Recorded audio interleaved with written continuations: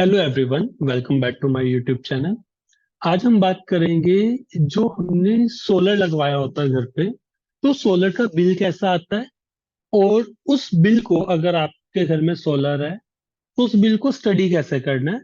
और उस बिल से रिलेटेड कुछ हमारे डाउट्स होते हैं, उसे हम क्लियर करेंगे। सबसे पहली बात कि जो सोलर का बिल है वो नॉर्मल बिल्स के साथ साथ नहीं आता। जैसे मान लो कि आपके घर में सोलर है और आपके पड़ोसियों के घर में सोलर नहीं है, तो उनके बिल किसी अलग डेट पे आएगा और आपका बिल अलग डेट पे आएगा। ऐसा जनरली ऐसा ही होता है, पहली बात। दूसरे, बहुत बड़ा डाउट जो सभी के मन में रहता है कि अगर मान लो किसी महीने हमने यूनिट्स को एक्स्ट्रा बना लिया। मान लो हम बात करते हैं कि अप्रैल में हमने 200 यूनिट्स को प्रोड्यूस किया, प्रोडक्शन है, और यूज की हमने 350 यूनिट, तो हमें 150 यूनिट का बिल देना पड़ेगा। जनरली लोग क्या समझते हैं कि हम इन 150 यूनिट्स का बिल नहीं देते, और नेक्स्ट टाइम जब हम 150 यूनिट एक्स्ट्रा प्रोड्यूस करेंगे तब उसका बिल राउंड ऑफ करवा लेंगे। तो यहाँ पे इस बात को मैं क्लियर कर देना चाहता हूं कि जिन यूनिट्स का बिल बन चुका है वो किसी भी कंडीशन में राउंड ऑफ नहीं होते। अगर यूनिट्स का बिल बन चुका है तो वो कभी भी कैंसल आउट नहीं होंगी, उनकी आपको पैसे ही देने पड़ेंगे। अब एक सेकंड केस देखते हैं। मान लो आपने 200 यूनिट प्रोड्यूस करी और 150 यूज करी, तो 50 एक्स्ट्रा हो गई। अब ये 50 एक्स्ट्रा नेक्स्ट मंथ जाएंगी और वहां पे आप यूज कर सकते हो इन्हें। पर जिन यूनिट्स का बिल बन चुका है उनके पैसे ही देने पड़ेंगे। इस बात को मैं अच्छे तरीके से विद एग्जांपल आपको समझाऊंगा, एक बिल की मदद से। तो स्टार्ट करते हैं। सबसे पहले मैं आपको बिल की बेसिक डिटेल बता दूं। ये बिल आप बिजली बोर्ड की वेबसाइट से डाउनलोड कर सकते हैं, मैंने भी वहां से की है। बिल में बेसिक डिटेल जैसे owner name, address, circle, division, bill month देखने से आपको पता लग रहा है बिल्कुल रिसेंट बिल है, दिसंबर 2024 का। ठीक है। नेट पेएबल अमाउंट 14,015 रुपये। कैसे हुई ये भी मैं आपको बताऊंगा कि सोलर के साथ साथ इतना बिल कैसे आया। पहले इन तीन बातों को समझते हैं। ये है कितनी यूनिट आपके सोलर ने प्रोड्यूस की। किलोवाट आवर का मतलब यूनिट, एस का मतलब सोलर ने कितनी यूनिट प्रोड्यूस करी। तो हमारी 486 यूनिट सोलर ने प्रोड्यूस करी, बनाई। कितनी यूनिट हमने बिजली बोर्ड को दी, तो 342 यूनिट हमने बिजली बोर्ड को दी। कितनी यूनिट हमने बिजली बोर्ड से इंपोर्ट करी, आई का मतलब इंपोर्ट करी, तो 320 यूनिट हमने बिजली बोर्ड से ली।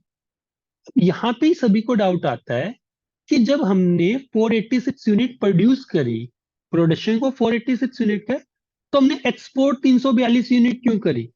486 की 486 यूनिट ही बिजली बोर्ड को एक्सपोर्ट होनी चाहिए थी।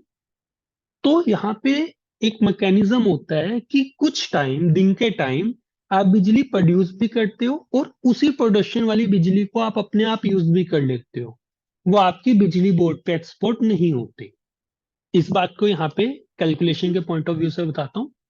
देखो, 486 यूनिट आपने प्रोड्यूस करी, ये 342 यूनिट्स आपने बिजली बोर्ड को दे दी, तो अपने पास कितनी यूनिट्स बची, 144।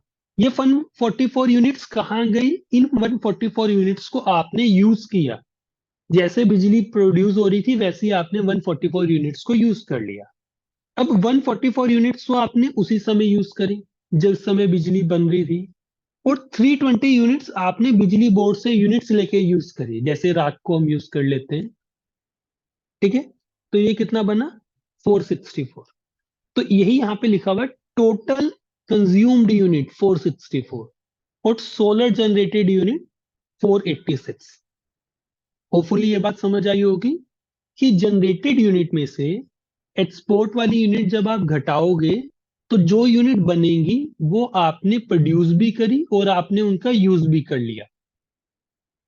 ये डिफरेंस प्लस जो यूनिट्स आपने इंपोर्ट करी बिजली बोर्ड से, दोनों को जोड़कर आपकी टोटल कंज्यूम्ड यूनिट आती है। सोलर प्रोड्यूस ये हुई, जनरेट आपके पास 486 ज्यादा है, प्रोड्यूस आपने 464 कम करी, तो ऑब्वियसली आपके पास यहाँ पे 32 यूनिट्स एक्स्ट्रा हो गए।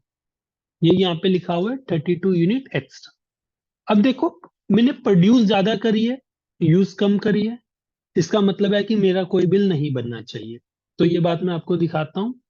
यहाँ पे सब कुछ जीरो है, fix charges zero, energy charges zero, minimum maintenance charges zero, सब टीडीएस, ये सब सारी अमाउंट जीरो है, सारी। मेरा लास्ट टाइम का बैलेंस बचा हुआ था 14,015 रुपये।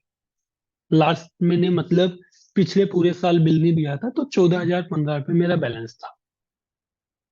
ठीक है, अब ये देखो, मेरी ये जो 22 यूनिट है, ये आगे कैरी फॉरवर्ड होगी, जिसे मैं नेक्स्ट मंथ, मान लो बिजली कम प्रोड्यूस होती है, मैं ज्यादा यूज कर लेता हूँ, तो ये 22 यूनिट वहां पे यूज हो जाएंगे। अब इन 22 यूनिट को इन 14,015 रुपए के साथ एडजस्ट नहीं किया गया। मैं आपको यही बोल रहा था कि जो आपके पुराने बिल बन चुके हैं, उन्हें आपको पे ही करना पड़ेगा। अगर आप ये समझ रहे हो कि बाद में ज्यादा यूनिट्स बन जाएंगी, फिर मैं उनसे कटवा लूंगा, तो ऐसा नहीं हो सकता, कभी नहीं हो सकता। इस बात का आप ध्यान रखिएगा। तो इसलिए अगर आपके घर सोलर भी है, तब भी आप अपना बिजली का बिल जितना भी आ रहा है, उसे टाइम टू टाइम पे कीजिए।